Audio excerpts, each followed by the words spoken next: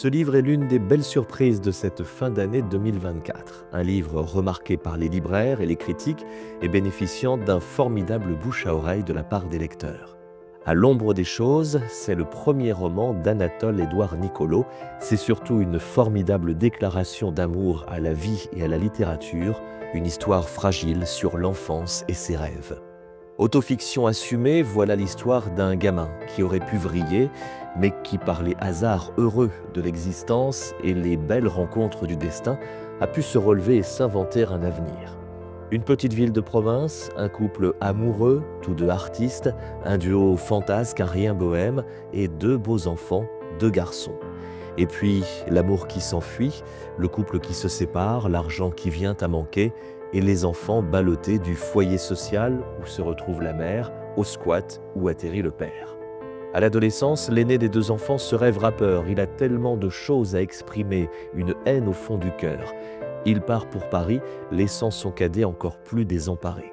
Ce cadet, c'est Anatole-Édouard Nicolo, le gamin devenu adulte qui, avec une écriture à la fois moderne, vive, acérée, mais aussi sensible, pudique et poétique, va nous raconter son adolescence et son entrée dans la vie d'adulte.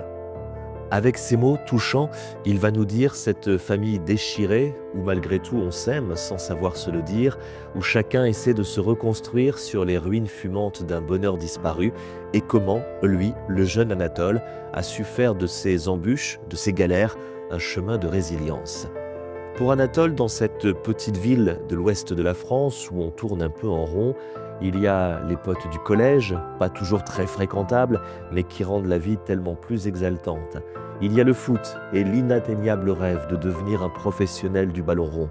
Et puis il y a surtout ces rencontres, souvent anodines, mais qui forgent un être et lui ouvrent des horizons. Ces gestes, ces sourires, ces petits mots d'encouragement qui vous font grandir et font oublier tous les autres qui ne voient en vous qu'un raté.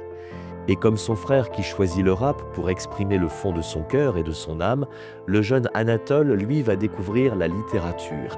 Et à la lecture des grands auteurs, des grands textes, et comme un écho, le besoin lui aussi d'utiliser la musique des mots pour raconter, se construire un lendemain.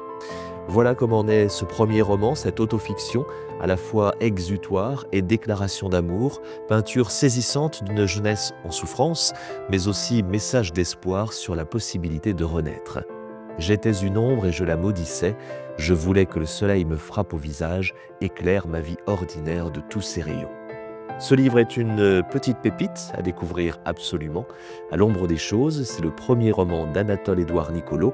Le livre est publié chez Calman Lévy et vous l'aurez compris, c'est un coup de cœur.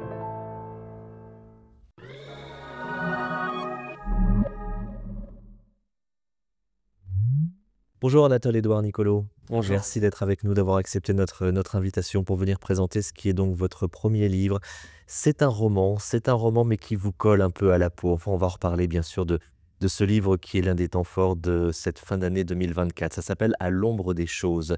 Vous avez pas mal bourlingué, vous avez eu une vie avec ses embûches dont vous avez cherché que vous avez cherché à surmonter. Il y a eu le sport aussi qui a fait beaucoup partie de votre vie, le foot, et puis aujourd'hui la littérature.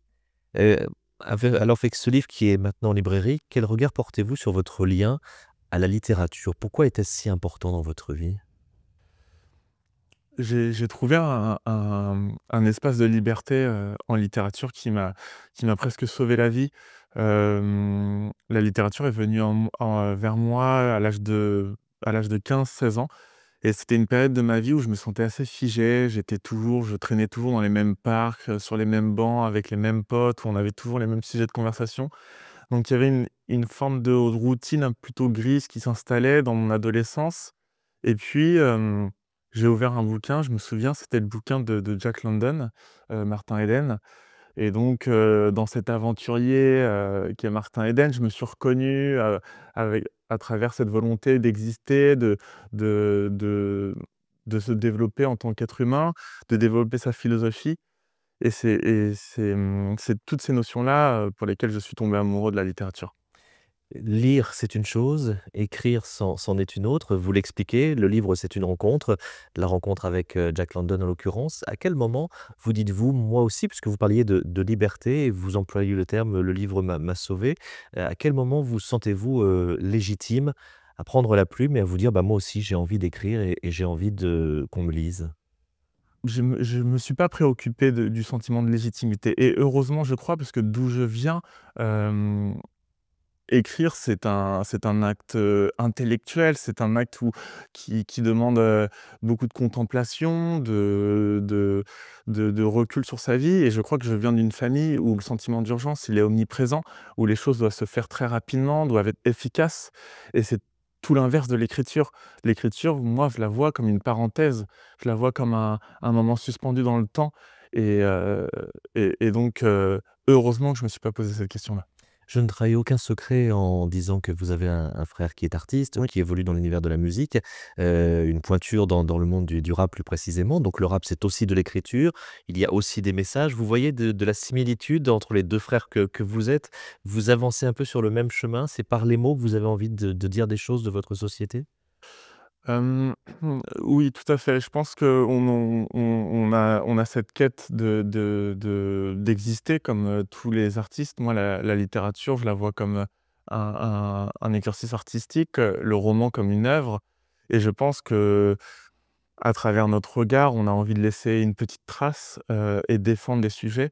Mon frère a eu une écriture, très engagée sur le monde qui l'entoure.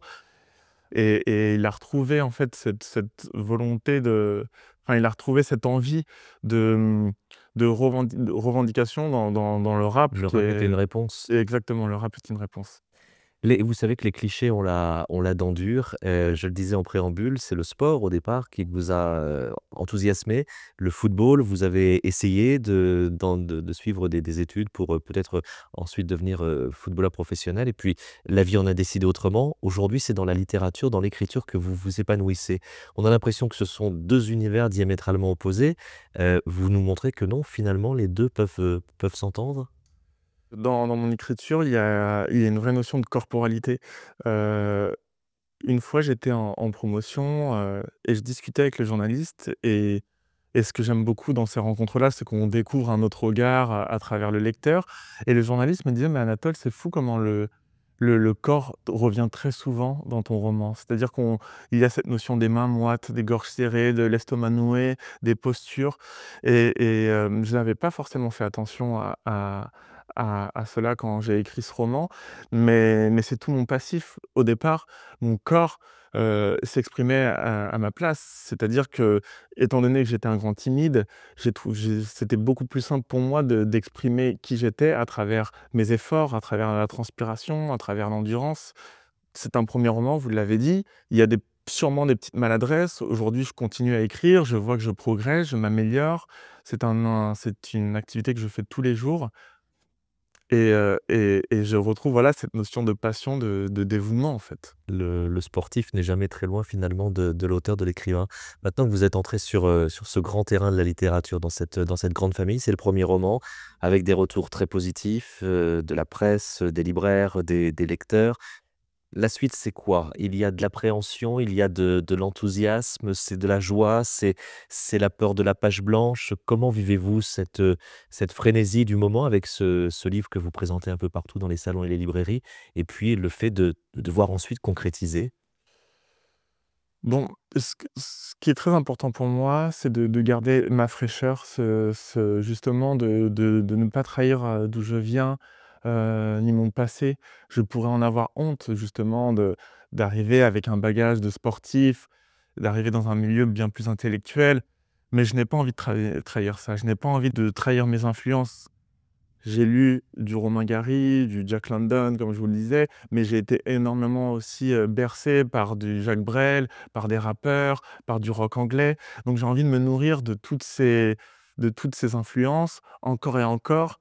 La suite, c'est de continuer à d'écrire, c'est de ne pas me préoccuper vraiment de l'extérieur, même si je me nourris de toutes ces rencontres, mais de rester, avec cette fraîcheur, cette insouciance, presque j'ai envie de dire cette innocence, pardon.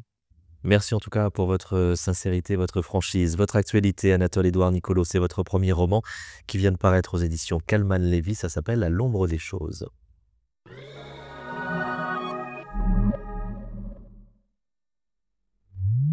J'étais donc là. C'est la toute première phase de ce qui est votre premier livre, votre premier roman, Anatole-Édouard Nicolo, À l'ombre des choses, chez Calman Lévy. C'est un roman, c'est marqué sur la couverture et en même temps, c'est tellement vous.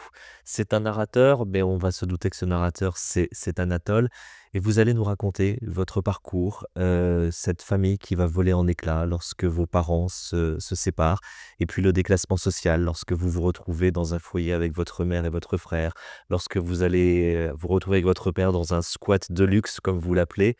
Comment naît cette envie de raconter? On a bien compris que vous aviez envie de vous lancer en écriture, en littérature, mais pourquoi ce choix de partager votre expérience de la vie? Eh bien, j'ai voulu, écrire un roman qui répondait, à la honte. C'est vrai que c'est un sujet très personnel, mais j'ai grandi avec des voilà, avec, j'ai grandi avec des profils qui avaient honte de leur lieu d'habitation. Ils refermaient très rapidement les volets. Il y avait cette pudeur entre nous, il y avait beaucoup de non-dits et finalement, j'ai voulu écrire tous ces silences, j'ai voulu écrire ces postures, j'ai voulu écrire ces regards qui veulent tout dire. Et j'ai toujours vu, en fait, dans les fractures de la société, dans les fractures des déclassements sociaux, beaucoup de poésie, beaucoup de vulnérabilité et je trouvais ça intéressant de justement faire parler tout ça. On parle du déclassement social puisqu'effectivement, j'ai envie de dire que au départ, tout se passait bien et tout aurait pu bien se passer. Un couple qui s'aime, un homme et une femme peut-être un peu fantasques, peut-être un peu bohèmes, qui font le choix de vivre peut-être un peu en marge, mais pour qui la vie, sourit plutôt. Et puis 2 enfants qui viennent couronner cet amour et puis voilà, des situations qui s'enchaînent et puis un jour les choses ne vont plus, le couple se sépare et les enfants vont subir tout cela. Mais il y a ce déclassement, comme vous l'avez dit, cette installation dans un foyer d'une petite ville de province. On peut la citer, hein, c'est la ville d'Angers parce que vous donnez suffisamment d'éléments pour qu'on la reconnaisse. Et puis votre père qui lui va choisir, une autre voie. C'était une sorte de témoignage, mais il n'y a pas de pathos et puis il y a même beaucoup de lumière dans votre livre. Effectivement, le déclassement social naît d'un divorce, mais finalement, dans ce roman, il y a beaucoup d'amour. C'est le lien invisible de chacun des personnages dans cette histoire. Au fur et à mesure des chapitres, on découvre finalement une famille unie, une famille brisée, certes, à cause de la pauvreté, à cause d'un foyer social, mais malgré tout, ça renforce les liens. Et je cite un passage dans mon roman, nous vivions dans 20 mètres carrés, mais finalement, nous étions collés, serrés, comme des prisonniers dans une même cellule et cette histoire nous avait rapprochés. Et je crois que c'est pour tous ces éléments-là qu'on ne tombe pas dans le misérabilisme. Moi, je suis très fier aujourd'hui de mon histoire. Cette histoire, je ne l'échangerai pas contre une autre aujourd'hui. J'ai découvert, les membres de ma famille, à travers les larmes de ma mère dans sa salle de bain, j'ai découvert la femme qu'elle était. Cette histoire, c'est une ode à l'amour familial, finalement. Il y a la famille et puis il y a aussi, l'autre famille que l'on se construit. Ça peut être avec les amis et là c'est Axel, c'est Sofiane, c'est Djibril, entre autres. Ce sont vos potes que l'on retrouve régulièrement. Il y a aussi les rencontres puisqu'au foyer il y a, c'est Monsieur Jacques Et ou madame et Mounier. Madame Moumia aussi, qui sont des personnages forts. Il y a ceux qui vont vous accompagner lorsque vous allez aller en sport-études. Ça ne va pas déboucher sur ce que vous auriez souhaité, mais vous avez des gens qui vous ont quand même, porté, qui ont essayé de vous accompagner. Il y a un moment, vous êtes sur le fil, c'est-à-dire que vous auriez pu basculer du mauvais côté parce que des conneries, il y en a eu et vous le dites, des conneries, oui, des petites, du genre qui pouvaient nous attirer des ennuis et qui nous faisaient quand même bien marrer. Ce sentiment d'être libre, d'être fort, d'être courageux, alors que nous étions 5 gamins perdus, en manque d'amour et de repères, à chercher leur équilibre sur un fil prêt à se rompre à chaque instant. Ce sont des moments difficiles, mais on sent que vous en gardez un souvenir assez doux et qu'il n'y a pas finalement de tristesse derrière tout ça. Eh bien, je pense que, un enfant qui souffre ou même un adolescent va se réfugier derrière des protections, des vrais boucliers. Pour ma part, ça a été, l'imagination, la création. Pour d'autres, ça va être le sport, ça va être, voire même les conneries, mais il y a toujours cette forme de on embellit la réalité. L'enfance, c'est ça, c'est d'embellir un petit peu le monde des adultes. Et donc, j'ai dans mon écriture et dans la façon dont j'ai voulu amener cette histoire, c'est c'était un objectif pour moi, de garder cette candeur de l'enfance, cette insouciance et presque, je dis bien presque, mais de romantiser, la réalité. On l'a dit dans ce roman À l'ombre des choses, on parle de l'amour qui s'enfuit, on parle d'une famille qui s'écroule, on parle d'un couple qui se sépare, on parle du déclassement social, des copains, des bandes d'amis qui deviennent aussi de la famille et puis votre envie de la littérature, votre envie de l'écriture et là aussi il y a une autre belle rencontre, c'est Camille, Camille avec un K. Ce livre, c'est un hommage non seulement à ceux que vous aimez, à ceux qui vous ont fait grandir et puis c'est un hommage aussi à la littérature qui, comme vous nous l'avez laissé entendre préalablement, vous a sauvé. Oui, c'est je peux pas dire en dire plus, tout à fait. C'est un hommage à ma passion, et puis, c'est aussi une façon de redonner ce